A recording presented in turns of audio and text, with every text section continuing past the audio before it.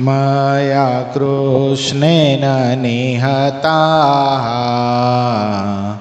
सार्जुनेन रणेषु ये प्रवर्तयिष्यन्त्यसुरा स्ते त्वधर्मं यदाक्षितो धर्मदेव तदा भक्ता अहं नारायणो मुनि जनिषे कौशले देशे भूमो हि समगो द्विज मुनिशापं नृतां प्राप्तां नृसिंस्तात तथोधवं ततो वित्तासुरेभ्योऽहं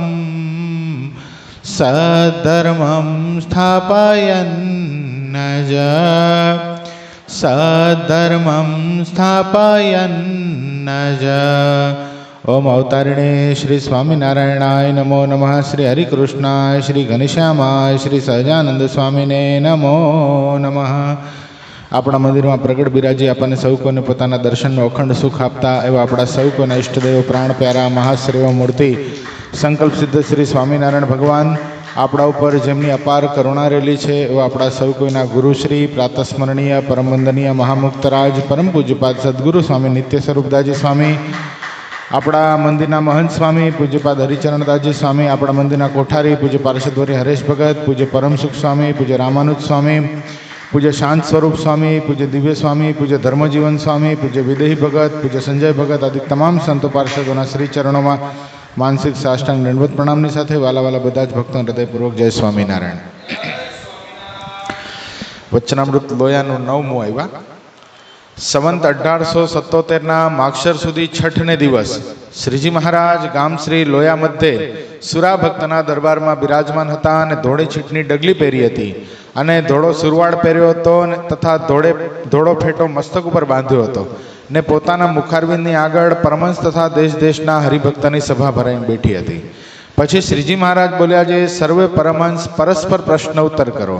ત્યારે આત્માનંદ સ્વામીએ અખંડાનંદ સ્વામીને પ્રશ્ન પૂછ્યો છે, વૈરાગ્ય, જ્ઞાન, ભક્તિ અને ધર્મ એ 4 ઉપજાના હેતુ શું છે? કોણે પ્રશ્ન કર્યો બાપુ? કયો અમિત ભગત? આત્માનંદ સ્વામી અખંડાનંદ સ્વામીને પ્રશ્ન કર્યો. આત્માનંદ સ્વામીનો થોડો પરિચય આપણે ગઈકાલે આપેલો. ખબર છે કેવા હતા આત્માનંદ સ્વામી? વચનની મૂર્તિ હતા. લગારે ઘી ઠાકોરજીના થાળમાં પડી ગયું હતું અને એ જો ખીચડીમાં આવ્યું, 4 દિવસના ઉપવાસ હતા, 5મી દી પારણામાં જમ્યા નહીં. આવી વચનની મૂર્તિ આત્માનંદ સ્વામી હતા. પોતાના જીવનની અંદર પોતાના શરીર માટે, પોતાના દેહ માટે કોઈની પાસે કાંઈ પણ નહોતું માંગ્યું એવા આત્માનંદ સ્વામી હતા. એ આત્માનંદ સ્વામીએ અખંડાનંદ સ્વામીને પ્રશ્ન પૂછ્યો. અખંડાનંદ સ્વામી કોણ હતા? બહુ મસ્ત અખંડાનંદ. હા બોલો. નહીં, વેરાભાઈ નહીં, એ તો પરમાનંદ સ્વામી. અખંડાનંદ સ્વામી કોણ હતા? બહુ જબરદસ્ત વ્યક્તિ હતા. નહીં, એ અદ્ભુતાનંદ સ્વામી. હા, હવે બરાબર કિશોરભાઈ પકડી જો. શિવરામ વિપ્ર હતા, સુરસી ગામના. શિયાણી ગામના અખંડાનંદ સ્વામી હતા. સુરસી રાજાના રાજગોર હતા શિવરામ વિપ્ર.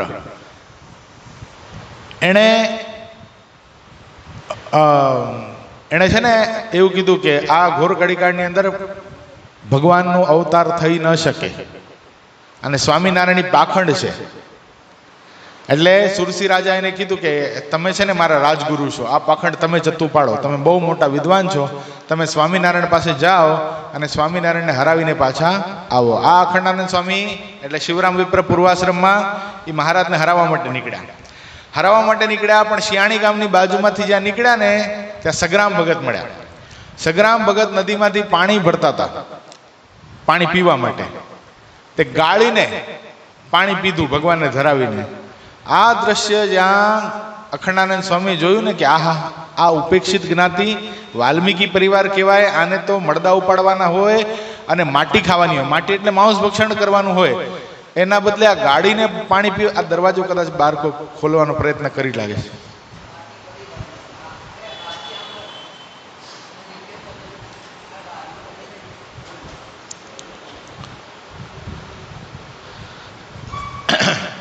એટલે કહેવાનું આ છે કે આવું જ્યારે જીવન સગ્રામ ભગતનું જોયું કે આને તો દારૂમાંસનું ભક્ષણ કરવાનું, એના બદલે આ ગાડીને પાણી પીવે છે, આવું સદાચારમય જીવન તમારું કેવું થયું? આમ કેવી રીતે થઈ ગયું? તે વખતે સગ્રામ ભગતે શિવરામ વિપ્રને એમ કીધું કે મને પ્રગટ ભગવાન મળ્યા છે. સર્વોપરી પૂર્ણ પુરુષોત્તમ નારાયણ આ બ્રહ્માંડમાં પ્રગટ થયા છે. અનંત આત્માને તારવા માટે આ ભૂમંડળ ઉપર પધાર્યા છે. હું તો કહું ભૂદેવ, તમે પણ એ પરમાત્માનો આશરો સ્વીકારો. એનો આશરો સ્વીકારતાની માત્ર તમારી વિદવત્તા સાકાર થઈ જશે. અને આ જે શબ્દ સાંભળ્યા ને પછી સગ્રામ ભગતે એક પ્રશ્ન કર્યો શિવરામ વિપ્રને. એ કે તમે બહુ મોટા વિદ્વાન છો, મારે તમને એક પ્રશ્ન કરવો છે. એ કે પૂછો પૂછો. તો કે ચિત્તમાં જગત રહ્યું છે કે જગતમાં ચિત્ત રહ્યું છે? ઓલો તો વિચારમાં પડી ગયો શિવરામ વિપ્ર. આ તો જો આની જ્ઞાતિ કઈ, આનો પ્રશ્ન કેવો. આવા પ્રશ્ન કરનારા અમારા વિદવત્તાના બેતાજ બાદશાહો જેના ઉત્તર ના આપી શકે. હવે ચિત્તમાં જગત રહ્યું કે જગતમાં ચિત્ત રહ્યું છે? 18મું વચનામૃત આપણે સાંભળ્યું છે, એમાં થ્રુ થઈ ગયા છીએ એટલે આપણે ઉત્તર આપી શકીએ કે ચિત્ત નથી રહ્યું જગતમાં. સોરી, જગત નથી રહ્યું ચિત્તમાં, ચિત્ત જાય છે જગતમાં. બહારથી જ્યારે બાહ્ય ઇન્દ્રિયો વિષયનો પ્રવાહ અંદર નાખે છે ત્યારે જગત અંદર જાય છે. પણ આ જો આપણને કોઈ ડાયરેક્ટ પ્રશ્ન પૂછે તો આપણને પણ ખબર ન પડે કે આનો અર્થ શું. તો આવો જે આ પ્રશ્ન કર્યો ત્યાં અડધી બાજી તો જીતી ગયેલા. અડધી બાજી સગ્રામ ભગત ભગવાન વતી જીતી ગયેલા. હવે અડધામાં તો હવે શિવરામ વિપ્રને ખાલી જવાનું જ હતું, નક્કી જ કરવાનું હતું કે સ્વામિનારાયણ ભગવાન છે. પછી તો મહારાજના ઐશ્વર્ય પ્રતાપ જોયા અને મહારાજને કે મહારાજ મને તમારો સાધુ કરો. મહારાજ કે તું ઓલાને ગમે એમ ભરમાવીને આવ્યો છો, ઓલા સુરસી રાજાને, પેલા એને હરખો કરતો આવ જા. તું જેનો રાજગુરુ છો ને એને હરખો કરતો આવ, પછી તને દીક્ષા આપીશ. તે શિવરામ વિપ્ર પાછા ગયા અને કીધું કે હવે આ તમારી દક્ષિણા, આ તમારી નોકરી, આ બધું બીજા કોકને હવાલે કરો, હું જાઉં છું ભગવાન સ્વામિનારાયણ પાસે. પણ કેમ? એ તો જાદુગરા છે ને. કે જાદુગરા નહીં, એ સર્વોપરી પૂર્ણ પુરુષોત્તમ નારાયણ છે. અને રાજા, હું તમને એ જ કહેવા માટે આવ્યો છું કે હું તો એનો સાધુ થાઉં છું, પણ તમે તમારા પરિવારની સાથે, પ્રજાજનોની સાથે એના આશ્રિત થાઓ અને તમારા આ શિયાણી ગામના પ્રાંતની અંદર સત્સંગ પ્રવર્તાવો. અને પછી શિવરામ વિપ્ર સાધુ થયા છે. નામ પાડ્યું અખંડાનંદ સ્વામી. બહુ મોટા વિદ્વાન ને બહુ સારા સાધુ થયા પછી તો. હવે અહીંયા આત્માનંદ સ્વામી છે વૈરાગ્યની મૂર્તિ છે અને અખંડાનંદ સ્વામી છે વિદ્વતાના બેતાજ બાદશાહ છે. પ્રશ્ન કોણ કોને કરે? જો વૈરાગ્ય, ધર્મ, જ્ઞાન અને ભક્તિ એ ચાર ઉપજાના હેતુ શું છે? આ પ્રશ્ન છે. પછી તેનો ઉત્તર પણ શ્રીજી મહારાજે કર્યો. શિવરામ વિપ્રથી એટલે અખંડાનંદ સ્વામીથી થયો નહીં. વૈરાગ્ય તો એમ ઉપજે જો કાળનું સ્વરૂપ જાણ્યામાં આવે. તે કાળ તે શું? તે નિત્ય પ્રલયને જાણે, નૈમિતિક પ્રલયને જાણે, પ્રાકૃત પ્રલયને જાણે ને આત્યંતિક પ્રલયને જાણે. નિત્ય પ્રલય એટલે શું? ક્ષણે ક્ષણે આ વાળ વયા ગયા, એમને એમ નથી વયા ગયા. ક્યારે ગયા ખબર ન પડી, પણ હા રોજ એકથી વધારે ગયા હશે. રોજ એક ગયા તો આટલા બધા ન થઈ જાય. એટલે કહેવાનું આ છે કે નિત્ય જે આપણા શરીરમાં ફેરફાર થાય છે, નિત્ય જે પ્રકૃતિમાં, કુદરતમાં જે ફેરફાર થાય છે એને કહેવાય નિત્ય પ્રલય. પછી નૈમિતિક પ્રલય એટલે શું? વિરાટ નારાયણ સુવે અને જાગે ત્યાં જે નાશ થઈ જાય છે એને નૈમિતિક પ્રલય કહેવાય. પછી પ્રાકૃત પ્રલય એટલે શું? પ્રકૃતિનું કાર્ય બધું સકેલાઈ જાય અને માત્ર ખાલી પ્રકૃતિથી ઉપજ્યું જે બધું સકેલાઈ જાય, જે ભગવાનના પરમ ધામ હોય એટલું જ રહે, એને પ્રાકૃત પ્રલય કહેવાય. નૈમિતિક પ્રલયમાં તો જો કે થોડું આમાં વિચારવા જેવી વસ્તુ છે. વિરાટ નારાયણના એક દિવસમાં 4 અબજ અને 32 કરોડ વર્ષ આપણા વયા જાય. તો 4 અબજ 32 કરોડ વર્ષનો દિવસ, 4 અબજ 32 કરોડની રાત્રિ, એટલે ટોટલ 24 કલાકનો દિવસ થયો. એટલે આપણા 8 અબજ અને 64 કરોડ વર્ષ જાય વિરાટ નારાયણના એક દિવસમાં. એવા 100 વર્ષ સુધી એક વિરાટ નારાયણ દેહ મૂકે, એક વિરાટ નારાયણ દેહ રાખે. એવા 3.5 કરોડ વિરાટ બ્રહ્મા જ્યારે ઉપજે આત્મે ઉપજે આત્મે ઉપજે આત્મે, ત્યારે આપણને એક વખત મનુષ્યનો દેહ પ્રાપ્ત થાય. આપણી પધરામણી ડોબીલીમાં થાય, પૂજ્યપાદ ગુરુશ્રીના શબ્દોમાં કહીએ તો. એટલે આટલું બધું કઠણ છે મનુષ્ય દેહ પ્રાપ્ત કરવો. અને એના પછી કદાચ સત્સંગ મળે તો મળે, નકર નહીં મળે. આવા સાધુ પૂજ્યપાદ ગુરુશ્રી જેવા મહાસમર્થ સંત આ ભૂમંડળ ઉપર વિચરણ કરતા હોય, આપણો ભાગ્ય હોય તો આપણને મળે તો મળે, નકર ન પણ મળે. એટલે કહેવાનો મતલબ કે આ જન્મે હવે આપણો છેલ્લો જન્મ થઈ જાય એવો દાખલો કરી લેવાય. કારણ કે હવે પાછો આ યોગ મળે કે કેમ એ પ્રશ્નાર્થ છે. પ્રાકૃત પ્રલયની વાત થઈ. હવે આત્યંતિક પ્રલય. આત્યંતિક પ્રલયમાં શું થાય? એક ભગવાન, ભગવાનનું ધામ અને ભગવાનના મુક્તો, આ 3 જ વસ્તુ રહે, બાકી બધું નાશ થઈ જાય. નાશ થઈ જાય એટલે લીન થઈ જાય. જે સનાતન ધામો છે, ગોલોક છે, વૈકુંઠ છે, એ બધા શું થઈ જાય છે? અક્ષરધામના તેજમાં વિલીનીકરણ પામી જાય છે. જ્યારે અક્ષરધામ, અક્ષરધામના મુક્તો અને સ્વયં પરમાત્મા, આ 3 વસ્તુ રહે છે. તો આ જાણે તો શું થઈ જાય છે? તથા બ્રહ્માદિક સ્તંભ પર્યંત સર્વ જીવના આયુષ્યને જાણે. બ્રહ્માદિક સ્તંભ પર્યંત એટલે એક પછી એક. દાખલા તરીકે કીડી છે, એની આવરદા કેટલી, મચ્છર છે એની આવરદા કેટલી, આ લાઇટના કીડા હોય એની આવરદા કેટલી, પછી કૂતરો, હાથી, એમ કરતાં કરતાં માણસની આવરદા કેટલી, એમ કરતાં કરતાં જે પ્રજાપતિઓ છે એની આવરદા કેટલી, ઇન્દ્રાદિક દેવતાઓની આવરદા કેટલી, બ્રહ્માદિક જે 3 દેવો છે, બ્રહ્મા વિષ્ણુ મહેશ, એની આવરદા કેટલી, આ બધું જાણે. તથા પિંડ બ્રહ્માંડ સર્વ પદાર્થ કાળનું ભક્ષણ છે એમ સમજે. પિંડ અને બ્રહ્માંડ. પિંડ એટલે આ શરીર, અને બ્રહ્માંડ એટલે આ જે 14 લોકનું બ્રહ્માંડ છે, એ બધું કાળનું ભક્ષણ છે. એક દિવસ બધું નાશ થઈ જશે, ત્યારે વૈરાગ્ય ઉપજે. આ બધું જાણે ત્યારે વૈરાગ્ય ઉપજે. વૈરાગ્ય એટલે શું બાપુ? હે બોલો. ભગવાન સિવાય અન્ય પદાર્થમાં પ્રીતિ નહીં, એનું નામ વૈરાગ. શિક્ષાપત્રીના આધારે બંનેનો જવાબ બરાબર છે.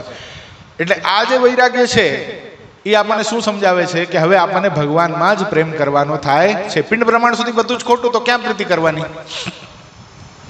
અને જ્ઞાન તો એમ થાય છે બૃહદારણ્ય, છાંદોગ્ય, કઠવલ્લી આદિ જે ઉપનિષદ તથા ભગવદ્ ગીતા તથા વાસુદેવ મહાત્મય તથા વ્યાસસૂત્ર ઇત્યાદિ ગ્રંથનું સદગુરુ થકી શ્રવણ કરે તો જ્ઞાન થાય. જ્ઞાન કેમ થાય? આ બધા ગ્રંથો બતાવ્યા, પણ આ ગ્રંથોનો સાર એટલે કે વચનામૃત. જો બૃહદારણ્ય, છાંદોગ્ય, કઠવલ્લી, ઉપનિષદ, ભગવદ્ ગીતા, વાસુદેવ મહાત્મય અને વ્યાસસૂત્ર, આજે ઇત્યાદિક જે ગ્રંથો, એટલે આ બધા ગ્રંથોનો નિચોડ મહારાજે વચનામૃતમાં પોતાના શ્રીમુખના ઉપદેશમાં આપેલો જ છે.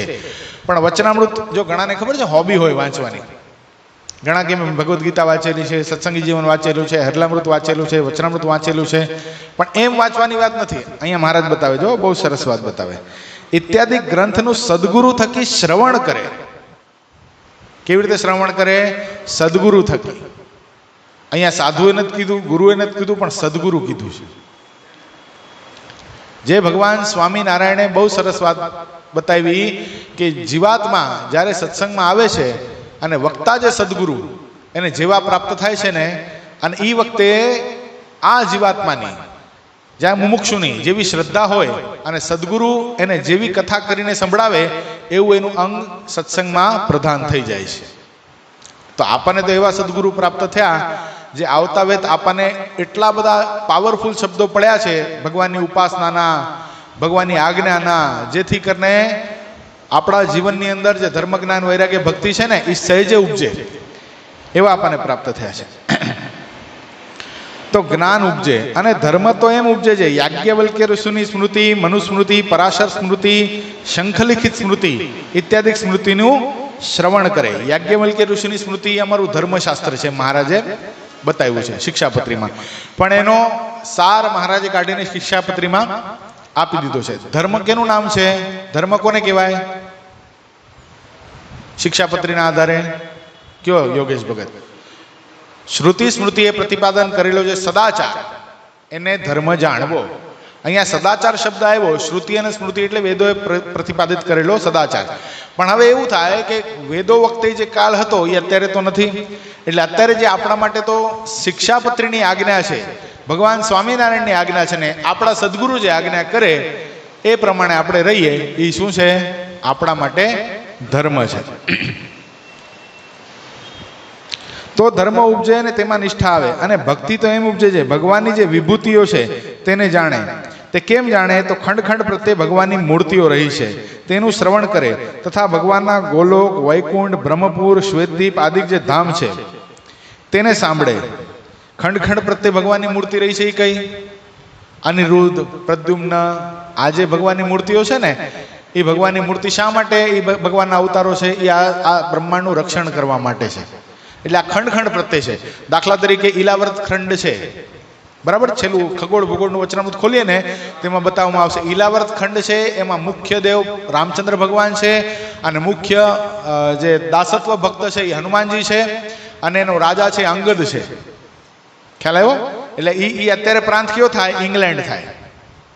આ સર માલ્કમ ને એ બધા કોના વંશજ હતા? અંગદના વંશજ હતા. સ્પષ્ટ ઉલ્લેખ છે.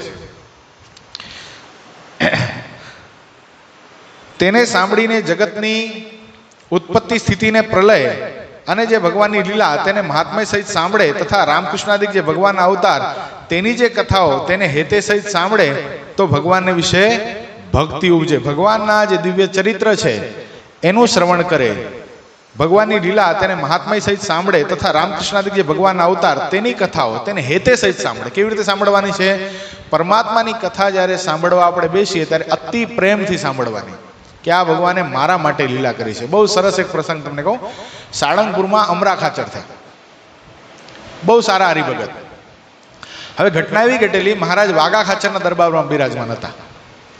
વાઘા ખાચરના દરબારમાં બિરાજમાન થઈ અને મહારાજ બરાબર વાળું કરતા હતા, જમતા હતા. વાઘા ખાચરના દરબારમાં પશુ નહીં એટલે મહારાજ માટે દૂધ હતું નહીં. એટલે જમતા જમતા મહારાજે રોટલો જમતા જમતા મહારાજે અમરા ખાચરને કીધું, અમરા, જો તારા ઘરેથી દૂધ લઈ આવ ને તો દૂધનો રોટલો ખાવાની બહુ મજા આવે. અમરા ખાચર મહારાજને કે મહારાજ મારા ઘરે તો દૂજાણું બહુ છે, હમણાં લઈ આવું દૂધ. દોડીને ગયો, દોડીને ગયા, પોતાના ઘરનાને કીધું કે દૂધ આપો ને. એ કોના માટે? એ કે મહારાજ માટે. કે ક્યાં લઈ જવું છે? કે વાઘા ખાચરના ઘરે. એ કે એક ટીપું નહીં આપવું. એ કે એના ઘરના માણસ કહો એક ટીપું નહીં આપું, મહારાજને દૂધ પીવું છે તો અહીંયા લઈ આવો. દૂધના દેગડા ને દેગડા આપીશ પણ વાઘાના ઘરે તો નહીં જ આપું. વિચાર કરો, ઓલા બિચારાએ શું કરવું હવે?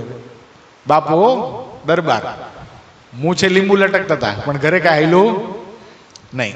બિચારા પાછા આવ્યા. મહારાજને કે મહારાજ દૂધ મેળવી દીધું છે. હવે મહારાજને ખબર નહીં પડતી હોય તે મહારાજે લીલા કર્યા. મહારાજ કે એક કામ કરો બાપુ, દૂધ મેળવી દીધું છે ને તો દહીં લઈ આવો, દહીં ગોરસ લઈ આવો. અને તે વખતે દહીં આમ મેળવતા હો, દહીં સરસ મજાના માટલામાં મેળવી હોય અને ચક્કા જેવું દહીં થાય. આમ કેરી સુધારી હોય ને કેરીની ચીર કેમ કરે એવી દહીંની ચીર પડતી, એવું દહીં સરસ મજાનું પંજાબી દહીં. મહારાજ કે ગોરસ લઈ આવો ને, રોટલા દહીં ખાવાની મજા આવશે. રોટલો હું મૂકી રાખું છું, તું લઈ આવ જા દહીં. એ ઘરે ગયા પાછા અને ઓલું દહીંનું દોણું ઉપાડ્યું, ઓલા દહીંનો કાંઠો પકડ્યો. કે ક્યાં લઈ જવું છે? એ કે મહારાજ માટે. એક ચક્કો પણ ના આપું દહીં, અહીંયા લઈ આવો મહારાજને. ઢોળે ફેંકી દે, ખાઈ જાય, નાય, બધી છૂટ છે પણ અહીંયા વાઘાના ઘરે નહીં. હવે વાલાએ શું કરવું બિચારે? પાછા ગયો મહારાજ પાસે. મહારાજ એ દહીંની છાશ બનાવી નાખી છે. મહારાજ કઈક કામ કર ને, જાને છાશ લઈ આવો, છાશ હાલશે, અમને મજા આવશે. છાશ એ તમારી દરબારોને તો ઘાટી જોઈ મજા આવી જશે, હાલ છાશ પી લઈશ. તે ગયો, પાછો ગયો, છાશ લીધી. એ કે આ તો આપ ન ભાઈ, આ તો આપણે મફત આપી દઈએ છીએ કોકને. એ કે દૂધ લઈ જા, દૂધ આપું, દહીં આપું, છાશ આપું, પણ બધું આપણા ઘરે, ત્યાં નહીં. વાઘાના ઘરે તું જાશો, હું કોઈ દી પગ મૂકું છું? હવે દેરાણી જેઠાણી થતા હતા, બોલો. સગો દિયર હતો વાઘો ખાચરીનો, એના ઘરે નહીં, હું નહીં જવા દઉં. પછી તો દરબારનું લોહી ઉકળી ગયું. એક દઈ દીધી, જા ન ભાઈ, આથી તું મારા માટે મા બેન દીકરી સમાન. અને મહારાજ પાસે આવ્યા.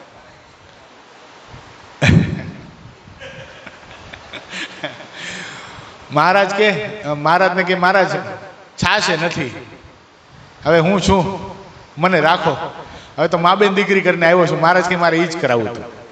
તને જે આસક્તિ હતી એ તારી આસક્તિ મારે ટાળવી હતી, એટલા માટે મેં આ લીલા કરી. બાકી મને નથી ખબર પડતી કે તારા ઘરે આવીને જમાય તમારું બનતું નથી, પણ પરિવારમાંથી તારી આસક્તિ તૂટે એટલા માટે મેં આ લીલા કરી. આવી પરમાત્મા લીલા કરે તો આ બધું શ્રવણ કરવાથી શું થાય? ભક્તિ ઉપજે, પરમાત્મા પ્રત્યે પ્રેમ ઉપજે. અને કેવી રીતે સાંભળવાની છે? તો ભગવાનની કથા સાંભળવા બેસીએ ત્યારે હેતે સહિત, અતિશય પ્રેમે સહિત. આજ લીલા મહારાજે કરી મારા માટે કરી છે, આ પૃથ્વી પર પરમાત્મા આવ્યા એ મારા માટે આવ્યા છે, એવું જો સમજીએ તો શું થાય છે? તો ભક્તિ ઉપજે છે. એ ચારમાં જે ધર્મ છે તે તો કાચી બુદ્ધિ હોય ને પ્રથમ જે કર્મકાંડ રૂપ જે સ્મૃતિ હોય તેનું શ્રવણ કરે તો ઉપજે. અને જ્યારે ધર્મને વિશે દ્રઢતા થાય ત્યારે પછી ઉપાસના ગ્રંથનું શ્રવણ કરે ત્યારે તેને જ્ઞાન, ભક્તિ, વૈરાગ્ય એ ત્રણેય ઉપજે. પહેલા તો ધર્મ ઉપજે. શું થાય?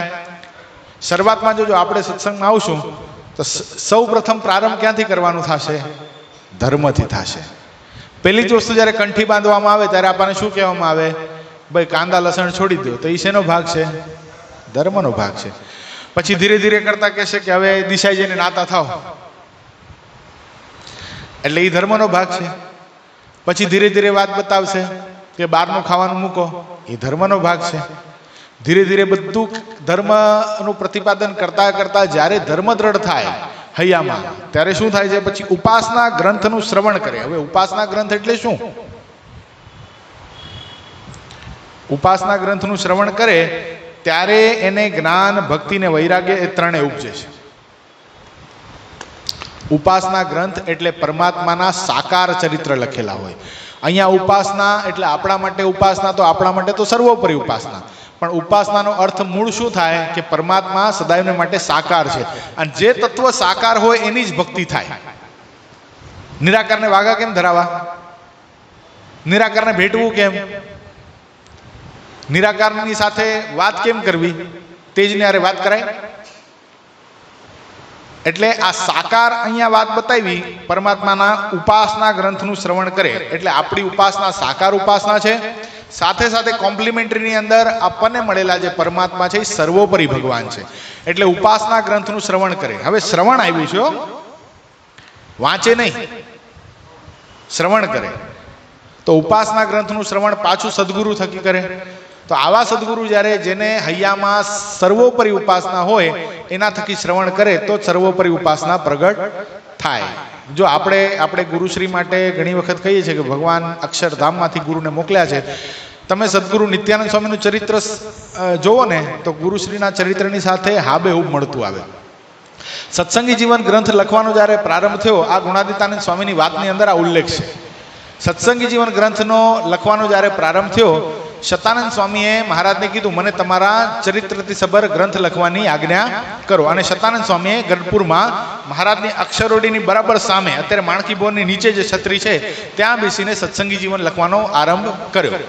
પણ તે વખતે ચર્ચા થઈ કે સત્સંગી જીવનમાં ભગવાન સ્વામિનારાયણને કેવી રીતે વર્ણવા, સર્વોપરી પૂર્ણ પુરુષોત્તમ રીતે વર્ણવા, બીજા અવતાર સ્વરૂપે વર્ણવા, કે પછી એનાથી નીચે જે અંશા અવતાર, કળા અવતાર છે એવી રીતે વર્ણવા, કે સત્પુરુષ સ્વરૂપે વર્ણવા.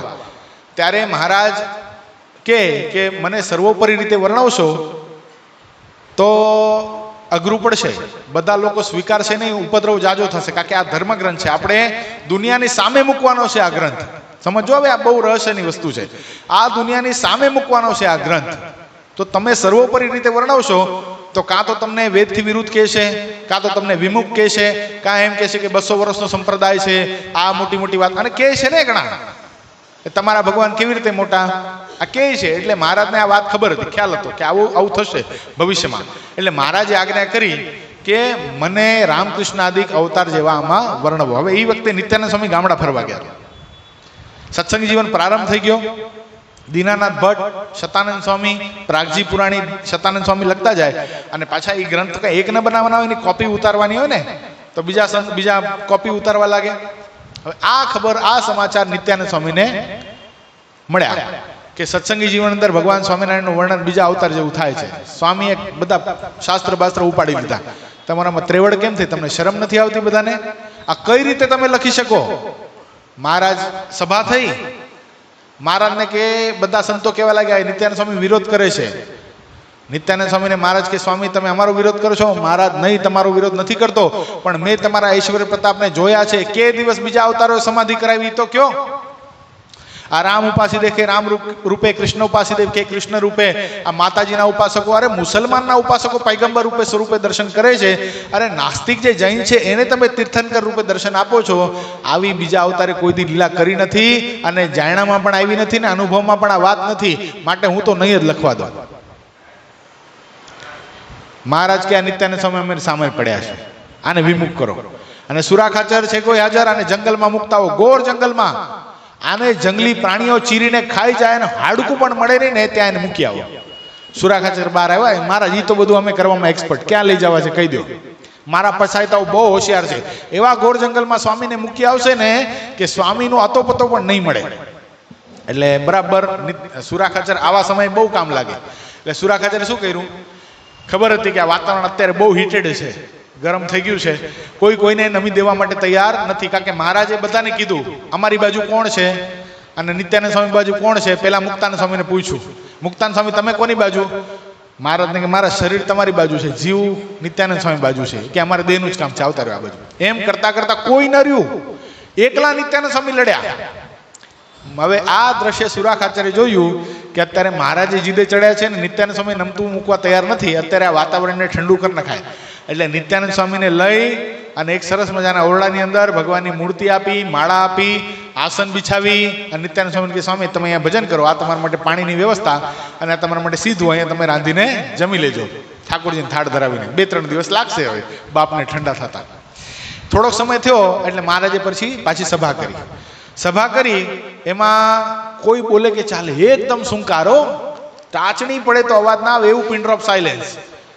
એટલે કોઈ બોલે જ નહીં. એટલે મહારાજ કે આવી શાંતિ કેમ છે સભામાં? કોઈ મરી ગયું કે શું? કેમ કોઈ બોલતું નથી? આપણે કંઈક કોઈને કાણે થોડી આવ્યા છીએ? કંઈક વાતો કરો, કોઈ કીર્તન ગાઓ, કંઈક બોલો, કંઈક પ્રશ્ન ઉત્તર કરો. તે વખતે મુક્તાનંદ સ્વામી બોલ્યા, મહારાજ સભાનું આભૂષણ નથી ને એટલે કોઈ કાંઈ બોલતું નથી. કે સભાને તે વળી આભૂષણ હોતા હશે, એ કોણ વળી સભાનું આભૂષણ? એ કે નિત્યાનંદ સ્વામી મારા સભાનું આભૂષણ હતા, અને તમે એને બહાર કાઢી મૂક્યા.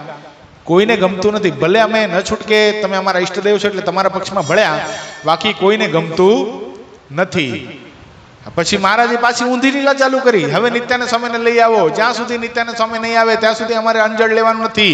કપડાં ઉતારવા લાગ્યા. એક પોથડી બેને બેસી ગયા ઢોલિયા ઉપર. અમે વસ્ત્ર નહીં ધારણ કરીએ, અમે કઈ ખાશું નહીં, અમે કઈ પીશું નહીં, અમે સત્સંગ કોઈ કાર્ય નહીં કરીએ.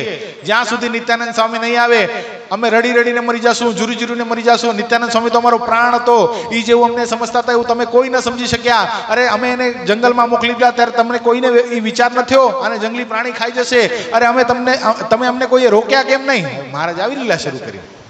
સુરાખાચર કે ઉભા રહો, શાંતિ રાખો, હું પ્રયત્ન કરું, પણ મહારાજ તમે કીધું એટલે એવા ઘોર જંગલની અંદર મારા માણસો મૂકી આવ્યા છે કે સ્વામીના હાડકા મળવા પણ મુશ્કેલ છે. અને મહારાજ વધારે લીલા કરે, એ સુરા બાપુ તમે એવું નહીં બોલો, નિત્યાનંદ સ્વામી તો મારો પ્રાણ છે, એના વગર હું કેમ જીવીશ? એ કે ઉભા રહો, હું જાઉં છું. એટલે સુરાખાચર વળી નાટક ચાલુ કર્યું. ઘોડો બોડો મંગાવ્યો, એના ઉપર બેઠા. લાડુબા જીવબાને કીધું કે બેનો કેટલો સમય લાગે કાંઈ નક્કી નહીં, થોડુંક ટીમણ ભરી દો મને. તે ટીમણ બીમણ ભરને ગયા હો, જાણે આમ ખરેખર ગોતવા જતા હોય. તે 8-10 કલાક રહીને પાછા આવ્યા નિત્યાનંદ સ્વામીને લઈને, આમ પરસેવે રેબઝેબ બનીને. હો મહારાજ તમને શું કહું, ક્યાં છે બિચારા સ્વામી, પડતા આખડતા ઝૂરતા, 3-3 દિવસના ઉપવાસ, કાંઈ ખાધું પીધું એ નથી. સ્વામીની હાલત તો જુઓ તમે, કેટલા પાતળા પડી ગયા છે. સ્વામીનું વજન કેટલું હતું તમને ખબર? 18 મણ વજન હતું. બ્રહ્માનંદ સ્વામી કરતા વધારે હતું, સુરાખાચર કરતા વધારે હતું. એવા સ્વામી હતા. એ કે પાતળા પડી ગયા છે. મહારાજ કે લાગતા તો નથી.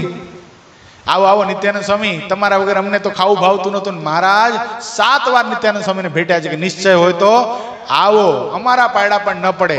આવા નિત્યાનંદ સ્વામી. હવે કહેવાનો ભાવાર્થ હવે સમજો. નિત્યાનંદ સ્વામીએ સત્સંગી જીવન લખાવાની, સર્વોપરી ઉપાસનાની વાત લખવાની મહારાજ પાસે બહુ આજીજી કરી. આજીજી કરી નહીં, એટલું જીદ કરી, હઠાગ્રહ કર્યો.